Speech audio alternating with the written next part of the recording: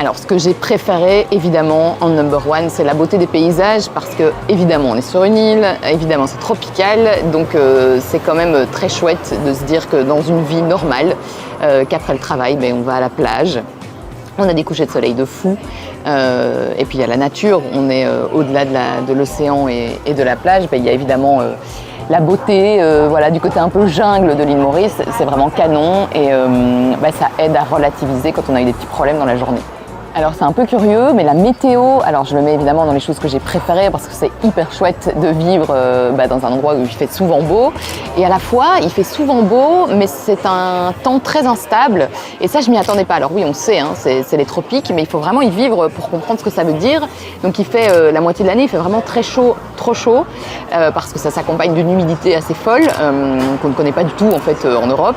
Et donc pour les vacances, quand on vient une semaine, c'est pas très grave parce qu'on passe son temps à se baigner, à être dans la mer. Mais quand on travaille chez soi ou simplement qu'on s'occupe des enfants, c'est sûr que transpirer comme ça tout le temps, il y a des parties de l'année où on ne supporte pas du tout nos vêtements.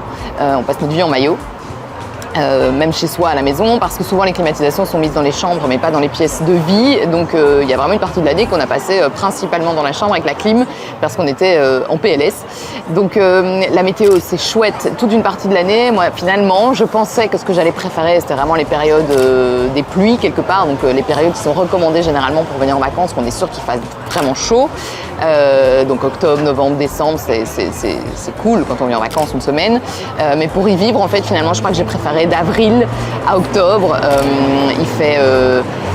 c'est maintenant en fait, voilà, j'ai un t-shirt, je suis pas en train de transpirer, il fait agréable, il y a un peu de nuages, il y a un petit vent, voilà, c'est le moment que je préfère, mais bon c'est clair que la météo c'est quand même ça qu'on vient chercher quand on vient vivre à l'île Maurice, donc ça fait quand même partie des avantages. À Maurice, ce qu'on vient chercher ici, c'est un mode de vie un peu plus ralenti, donc forcément je le mets dans les choses que j'ai aimées. Alors j'ai pas aimé ça toute l'année, j'ai pas aimé ça tout le temps. Là on est par exemple dans un bar où c'est très long pour être servi, voilà, quand on est un peu pressé c'est vite agaçant, mais quand on vient vraiment profiter de la vie, chiller et que le but c'est vraiment de ralentir, du coup l'île Maurice répond vraiment à ce critère-là. Il y a une vraie tranquillité d'esprit, l'ambiance est toujours douce, calme, les gens viennent sur la plage, ils viennent avec leur musique, en famille, c'est très chill. Donc ça c'est quand même, si c'est ça que vous venez chercher, c'est une bonne idée. Ce que j'ai aimé aussi, c'est la facilité des rencontres. Alors l'île Maurice, c'est tout petit et donc on se croise partout tout le temps. On a à la limite pas besoin de se donner rendez-vous. On se croise au supermarché, on se croise à la sortie de l'école, on se croise sur la plage le week-end sans même se donner rendez-vous. Et donc c'est sympa. À la fois, on peut pas se brouiller avec les gens parce qu'on les croise partout tout le temps et donc on essaye d'entretenir des relations cordiales avec tout le monde.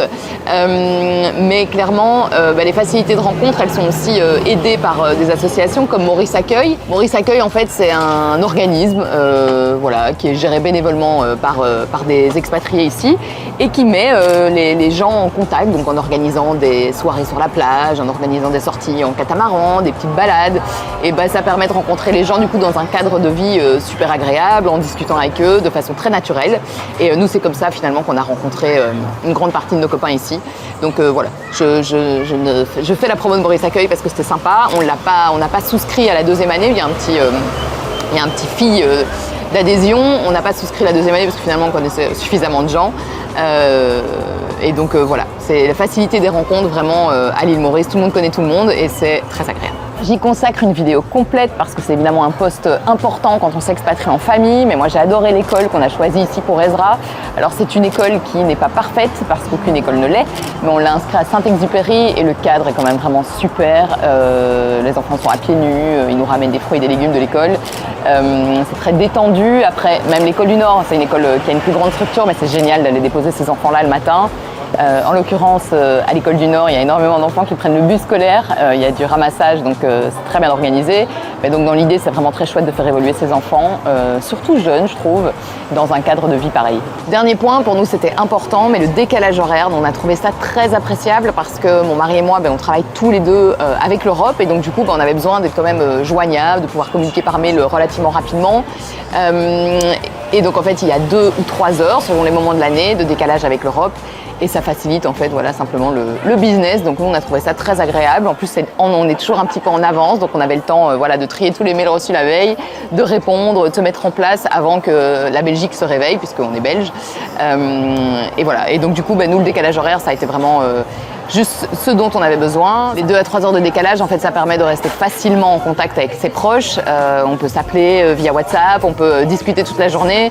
C'est pas la même chose que quand on s'expatrie par exemple sur la côte ouest des États-Unis où là on a direct 10-12 heures dans les dents et donc on vit une vie inversée. Ici c'est pas le cas, on a quand même l'impression d'être loin mais proche quand même de ses proches justement. Donc du coup pour nous le décalage horaire il était parfait.